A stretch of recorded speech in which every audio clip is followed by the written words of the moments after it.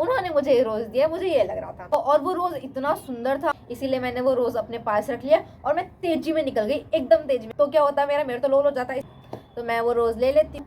और स्कूल में पहुंचते ही भाई साहब, स्कूल में तो एक अलग ही माहौल चल रहा है। कोई किसी के लिए रिंग लाया, कोई किसी के लिए परफ्यूम लाया। स्कूल में तो भाई साहब एक अलग ही माहौल चल रहा था। और इस माहौल में मेरे पास एक रोज था। हमारे स्कूल में आज तक कभी भी मतलब बच्चों की बैग्स की चेकिंग नहीं की, लेकिन उस दिन मैं बता नहीं सकती मेरी क्या हालत हो। हमने हर बच्चे का बैग चेक किया, हर बच्चे का। Look guys, and happy Valentine's day. तो आज हम करने वाले हैं एक और स्टोरी टाइम वाला वीडियो।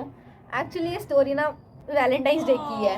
तो जब मैं क्लास 8 में थी, मैं अपना आराम से स्कूल जा रही थी, एक बैकपैक लेके और एक झोला लेके, जिसमें मेरा स्कूल का प्रोजेक्ट या पोस्टर कुछ तो था। तो मैं जा रही थी अपना स्कूल, और स्कूल मेरा थोड़ा दूर हुआ करता था। स्कूल जाने के लिए मुझे रिक्शा लेना पड़ता था, और रिक्शा लेने के लिए मुझे मेन रोड जाना पड़ता था, और मेन रोड जाने के लिए मुझे एक गली से गुजरना पड़ता था। तो भाई साहब देख रहे हो मैं कितना स्ट्रगल करती थी स्कूल जाने के। तो जब मैं उस गली से गुजर रही थी, मैंने देखा ज़मीन पर ना एक रोज़ गिरा हुआ है। तो और वो रोज़ इतना सुंदर था, मतलब पता चल रहा था कि किसी ने किसी को देने के लिए खरीदा होगा, वो वाला रोज़ था।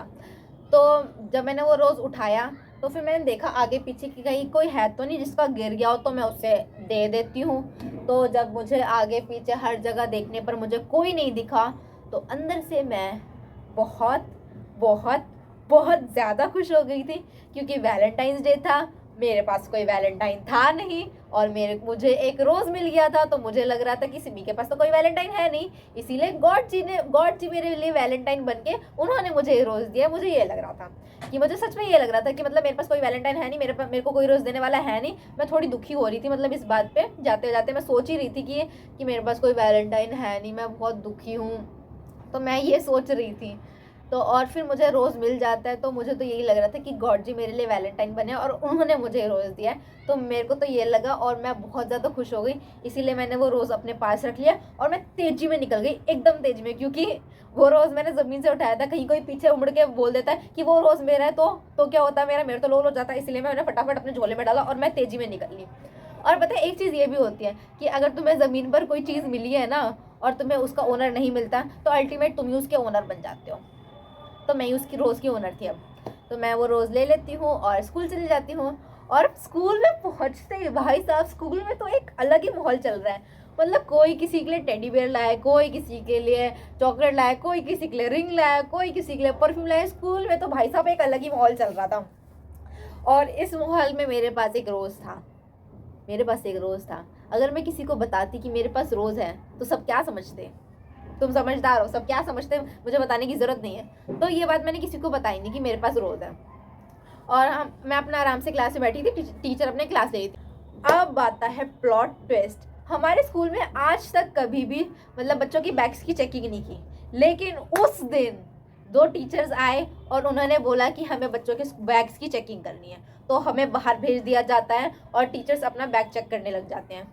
और भाई मेरे अंदर तो धुक धुक धुक धुक धुक धुक धुक धुक हो रहा है, क्योंकि तुम्हें पता ही है मेरे बैग में रोज़ था।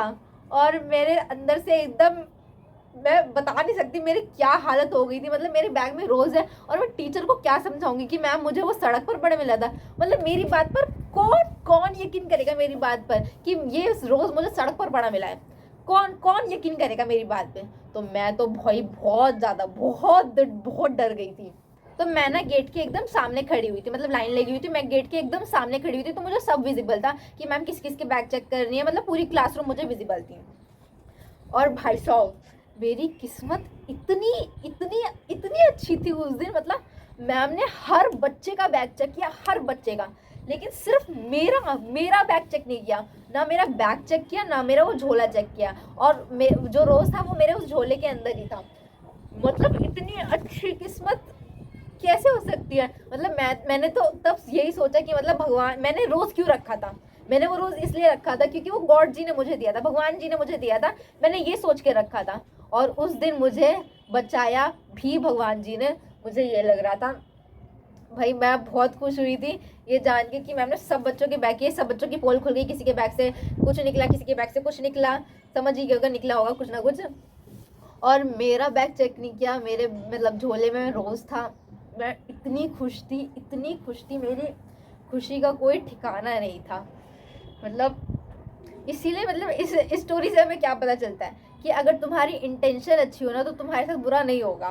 मुझे तो बस यही समझ आया कि मैंने रोज़ उठाया क्यों था। मैंने रोज़ सिर्फ इसलिए उठाया था क्योंकि मुझे लगा कि वो रोज़ मुझे भगवान जी ने दिया है। मैंने सिर्फ ये सोच के वो रोज़ उठाया था और बचाया भी मुझे भगवान जी ने।